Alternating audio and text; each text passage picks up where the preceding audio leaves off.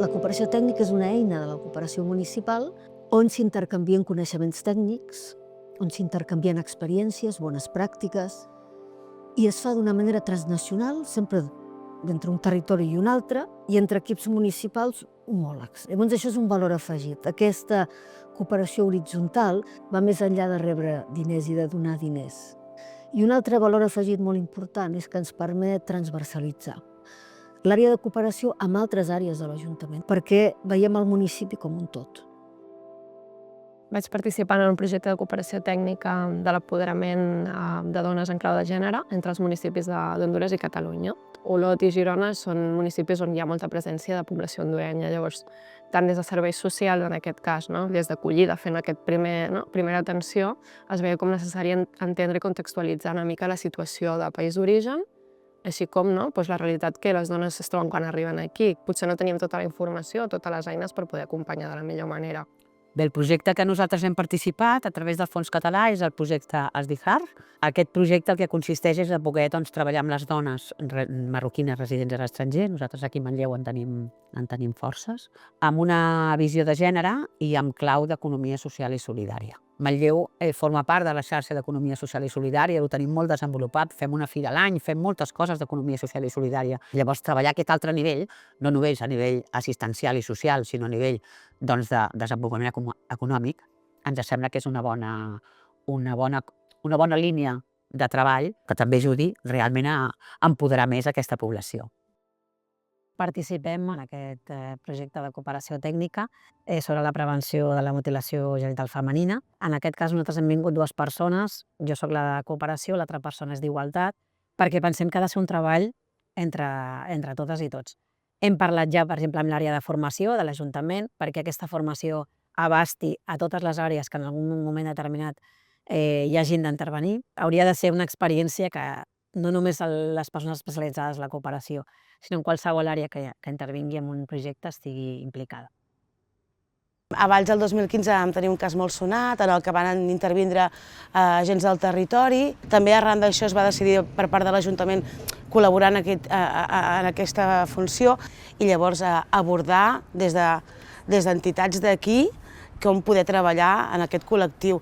No podem anar des dels nostres esquemes, sinó des dels seus propis i buscar petites estratègies que ens permetin fer petits passos en el sentit que volem.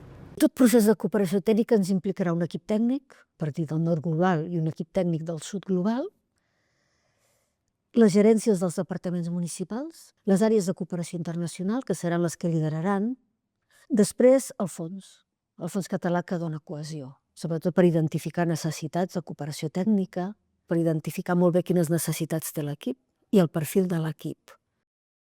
Un dels principals objectius que ens plantegem des del Fons Català a l'hora d'organitzar aquest tipus de missions de diferents ajuntaments, a més de diferents àmbits dins de cada ajuntament, és enfortir l'enxarxament dels ens locals catalans. Precisament aquesta és una de les raons de ser del propi Fons Català, el crear xarxa. Des d'aquí a Manlleu hi vam anar a un càrrec polític i un tècnic, i el càrrec polític era de l'àrea de promoció econòmica. Penso que tot el que sigui ampliar xarxa relacional, sempre de per si, ja és una cosa positiva, perquè s'ha establert una relació molt bona de col·laboració i de confiança.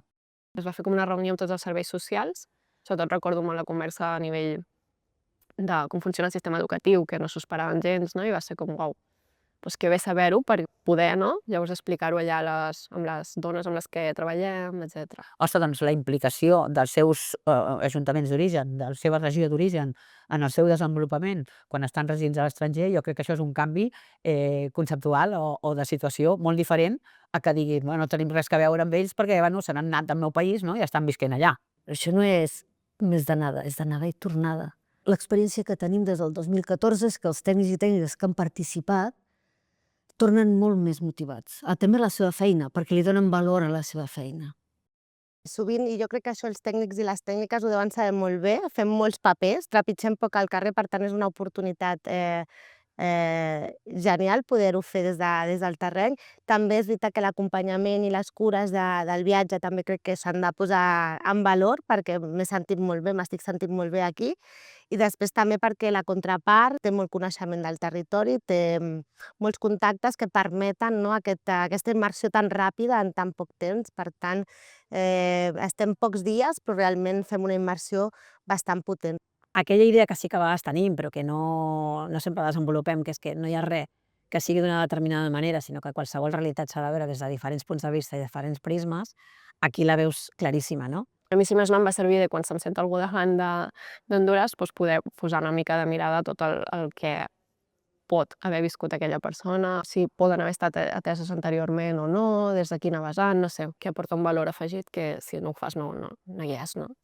Sí que suposa una inversió de temps, o sigui, has de tenir en compte que això vol dir invertir en temps. Això també forma part per poder fer unes bases, no, fortes de relació que et permeti després tenir més èxit amb les activitats que puguis fer conjuntament. Si no, jo crec que si no tens aquesta confiança, si no parteixes d'aquí, és molt difícil que després només a nivell de paper i a nivell metodològic les coses surtin. La voluntat i compromís polític és cabdal.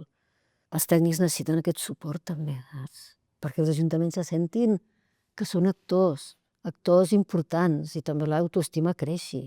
I ja pot ser una cosa molt interessant que si no hi ha el compromís polític no es pot avançar, perquè això és garantir també tota una part de finançament. Les societats cada vegada són més complexes, més variades, la gent ve més a tot arreu i crec que el coneixement i les interrelacions amb tot això han de poder millorar la resposta local. Sí que recomanaria que altres professionals participessin en projectes de cooperació tècnica, sobretot perquè, ja és el que deia, m'he sentit molt còmode amb la mirada en com està enfocada aquesta bidireccionalitat, que et fa sentir que es dona un valor també molt gran al coneixement i a les tècniques, als recursos del país en el que es fa la cooperació. Llavors, a mi això em va fer sentir molt còmode i penso que és el que té més valor i riquesa d'aquesta cooperació, llavors sí que ho recomanaria.